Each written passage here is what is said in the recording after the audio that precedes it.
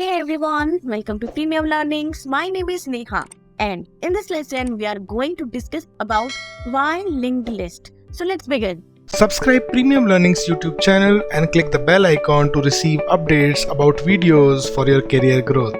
Linked list की जरूरत क्यों पड़ती है जब हमारे पास ऑलरेडी कुछ डेटा स्ट्रक्चर्स हैं like array and stack queue. तो क्या होता है कि एरे जो है इसका साइज फिक्स रहता है। सपोज मैंने A5 डिक्लेयर किया, दैट मीन्स कि 5 साइज ही मेमोरी के अंदर जाकर रिजर्व हो जाता है, वो भी कंटीजियस वे में। नाउ इंसर्शन किसी एलिमेंट का और डिलीशन एरे में बहुत कॉस्टली होता है या फिर नहीं हो पाता है, फिर हमें नया एरे क्रिएट करना पड़ता है तभी वो पॉसिबल होता है। पर लिंक्ड लिस्ट में कैसे हमें एक नए वे में चीजें प्रोवाइड होती हैं वो हम देखेंगे। नाउ सपोज एक मेमोरी है। अच्छा, मैं आपको एक ना सिनेरियो से समझाती हूँ या बोल सकते हैं एक एग्जांपल से समझाती हूँ। देखो, एक बच्चा होता है, यदि कोई सपोज एक बच्चा है, ठीक है, वो कुछ सामान लाता है, अपनी मम्मा को बोलता है कि मम्मी ये मुझे ऑर्गेनाइज करना है, ये मुझे सामान रखना है।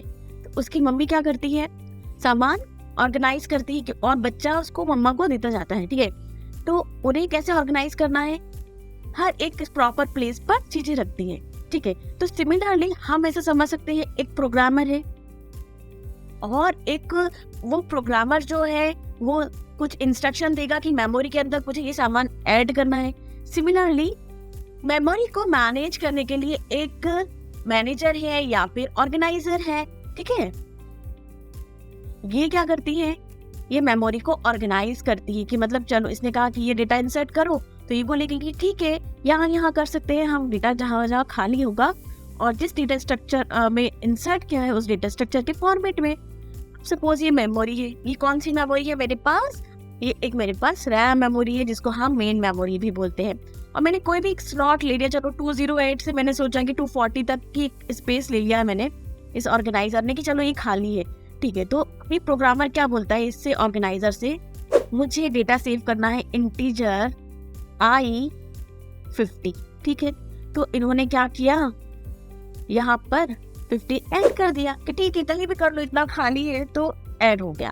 फिर प्रोग्रामर कहता है कि मुझे ना कुछ और एलिमेंट्स ऐड करने हैं जो कि मेरा एरे के फॉर्मेट में है, लाइक 10, 20, 30 एंड 40। तो ऑर्गेनाइजर कहता है कि चलो ठीक है, ये भी मैं कर देती हूँ सेव आपके लिए, 10, 20, 30 and 40। Are you getting my point? और यहाँ पर देखो, यहाँ पर 4 का गैप क्यों दिख रहा है, क्योंकि इंटीजर जो है 4 बाइट का डेटा कंटेन करता है। तो 10 ने 4 बाइट का डेटा कंटेन किया, तो उसके बाद 208 के बाद 21 आ गया मेमोरी में, ठीक है। नाउ ये डेटा तो ऑर्गेनाइज हो गया। नाउ प्रोग्रामर को सडनली ऐसा लगता है कि नहीं यार, मुझे ना ये 4 का एरे नहीं चाहिए था, मुझे ना एरे बढ़ा दो, मुझे अभी एरे चाहिए 6 नंबर का, मतलब I want 10, 20, 30, 40, 50 and 60। Now organiser को आ जाता है गुस्सा, क्यों? क्योंकि उसको पता है कि जो एरे डिक्लेरेशन होता है that is static in form, मतलब हम सिर्फ कंपाइल टाइम पे ही हमें डिक्लेयर करना होता है। और हो सकता है ना उसने जो मेमोरी अलोकेट किया है उसके बाद कुछ और एलिमेंट ऐड हुआ हो मेमोरी के अंदर, ये भी तो पॉसिबल है। यहाँ कुछ हो सकता है, कुछ कैरेक्टर स्टोर हुए, कुछ भी पॉसिबल है।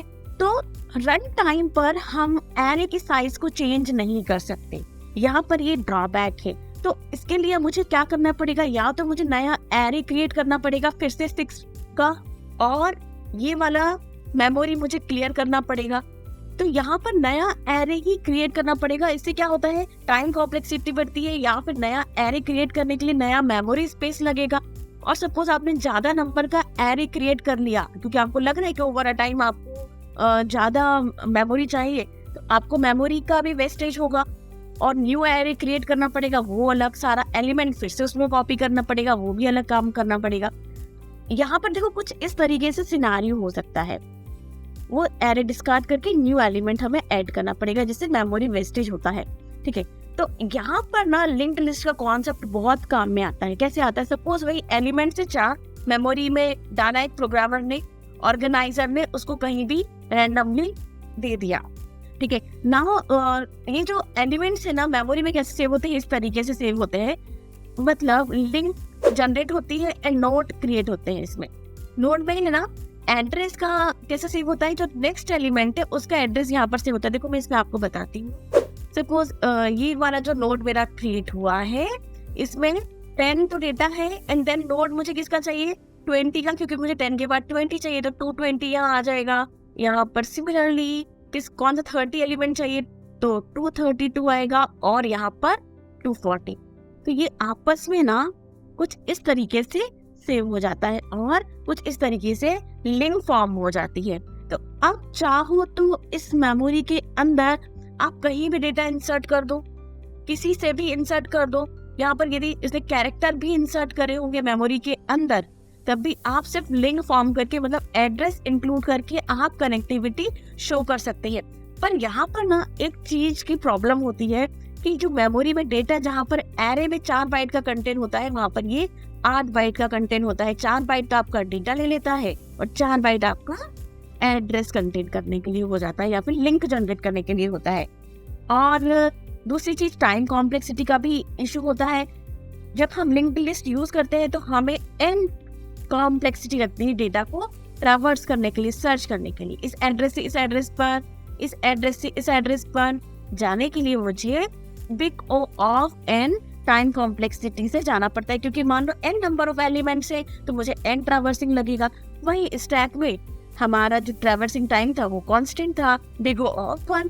तो हमने आज क्या पढ़ा, हमने देखा आज कि हमें आखिर में लिंक्ड लिस्ट की जरूरत क्यों पड़ी, और एरे में ऐसी क्या ड्रॉबैक्स थी जो हमें लिंक्ड लिस्ट को यूज करना पड़ा, और लिंक्ड लिस्ट को हम कैसे मेमोरी में ऑर्गेनाइज कर सकते हैं और कैसे कनेक्ट कर सकते हैं, so that we can increase our linked list over a time, or decrease, or whatever we want to do now we can do with the linked list only.